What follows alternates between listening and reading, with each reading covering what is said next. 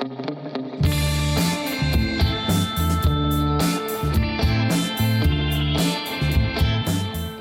áfram höldum með föstudagsþáttinn á N4 og ætlum aðeins að forvitnast gönguhópinn Birtu og Streituskólann. Þær eru komnar til mín Helga Hrönn Óladóttir frá Streituskólanum og Andrea Voge.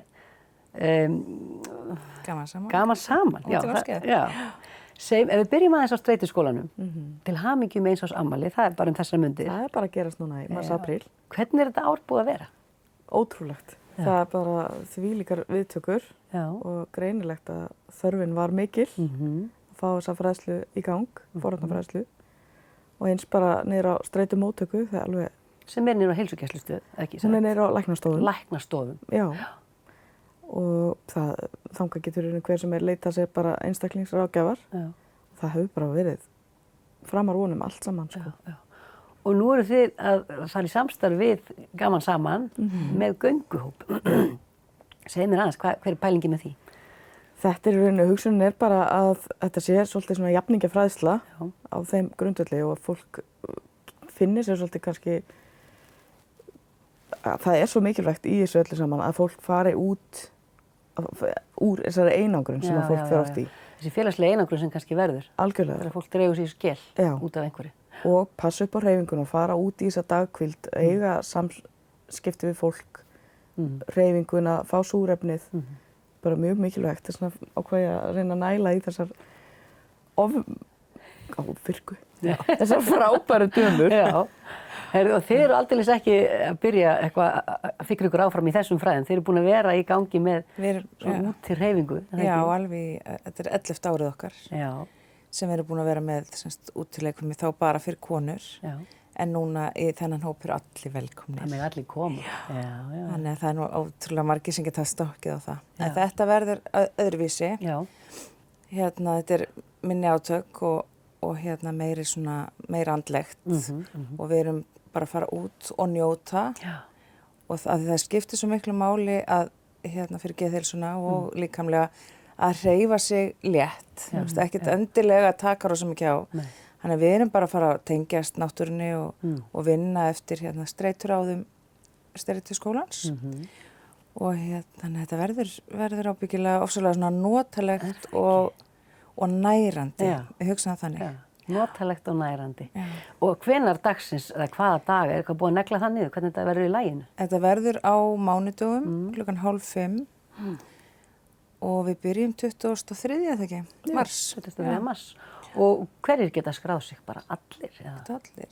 Allir sem vilja? Já, þú þarft ekki endilega að vera alveg bugaður á streitu til að vera með okkur. Nei, nefnilega ekki. Það er kannski langaði bara að fara út og njóta og kynnast bænum þínum að því við ætlum að gera þetta eins og við höfum gert áður að við hittust ekki alltaf á sama staðinum.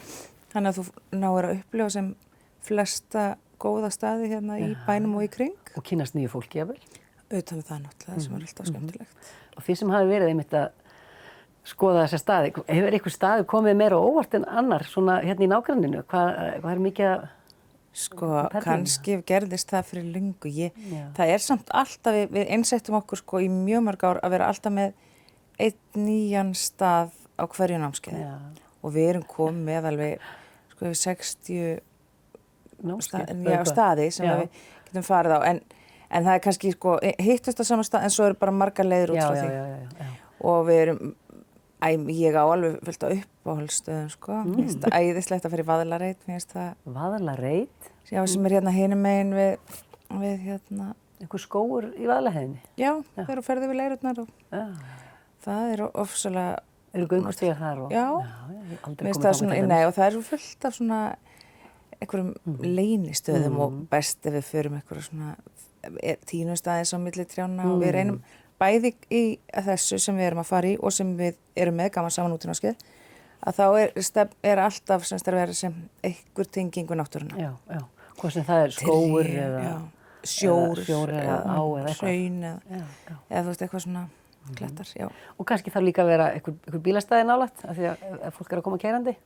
Jú, náttúrulega alltaf svoleiðis. Alltaf hugsa það. Já, og þarna, þú veist, eins og þarna þá getum við ekki, af því við ætlum ekki að labba svo langt og maður þarf svolítið bara að sjá út hópinn og það er kannski ekki allir sem eru á hraðferð, sko. Og þetta á ekki að vera þannig. Þetta á ekki að vera þannig. Þannig að þá erum við ekkert að fara rosalega langt frá bílunum. En það stjórn eitthvað sko samskiptum hópsins því að kannski labba bara allir í einni röð eða hvernig eru þið svona að láta fólk spjalla saman, eru þið eitthvað að stýra því? Þetta er ekki sko, þú getur alveg, ef þú ætlar að hugsa þetta svoleiðis, þá getur bara að fara alveg einn út að labba. En þetta er ekki svoleiðis, þarna erum við semst bæði að vinna verkefni saman og við erum að gera einhverja svona mjúkar og notalegar æfingar og tegjum okkur. Og þarf maður kannski stundum að styðja sig við næsta mann og svona? Kontakt og svona eitthvað? Já, ef það er ekki, ef það er óhætt núna í því, í þessum veirufaraldri. Þá maður kannski ekki svo mikið að snertast. Nei. Svo er þetta líka kannski svona ákveðin kostur út af fyrir sig líka bara það fyrir þá sérstaklega sem eru kannski að glíma streitu og kulnun að geta farið út og verið með fólki og gleyma því bara svolítið að maður sé veikur. Það bara aðeins að fá að njóta. Koma þarna og skilja allt eftir og bara vera og njóta. Síminn í bílnum og þú ert bara í svolítið svona afslappaður, ekkert áreiti í klukkutíma og bara maður, þú veist, þetta er á við margra tíma svefn. Já, ekki. Og hvað getið þið haft marga? Er ekki eitthvað hámark eða þú veist, getið þið endalaust ekki við? Við ætlum allavega ekki að fara að setja eitthvað svona limit. Ég hef ekki trú á að það verði, þú veist, að við verðum með einhver 100 manna þarna hjá okkur, sko. En einhverja tugi getið þið alveg auðvitað haft? Já, við erum alveg, orðna það sjófaðar að við ráðum alveg við nokkra, sko. Og hvar getur maður skráð sig? Er það gegnum Streituskólann eða? Sko, það er enn á gsu.is. Gaman saman. Já, vefsíðinni. Og verður það eitthvað á þinni síðan líka? Já. Það er hægt að senda póst líka á helgastress.is og það er bara lóðsum við fólk áfram. Já.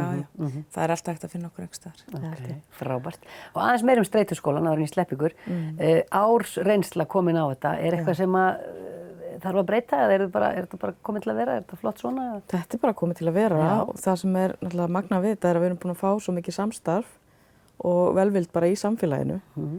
Og höfum verið til dæmis í rosalega góðu samskiptum við og samstarfi við bæði Símey og heilsugæsluna og vinnum svolítið náið með sérstaklega ákveðnum heimilislæknum sem eru opnir fyrir þessu og ég vona bara í framtíðin náum við að fá ennþá meira samstarf þar af því að það myndi líka létta á álaginu sem eru á heilsugæslunni að allavega þeirra mati sem ég hef heyrt frá þá finnst þeim þetta bara að vera svolítið góð lausn að geta að eiga þetta samstarf.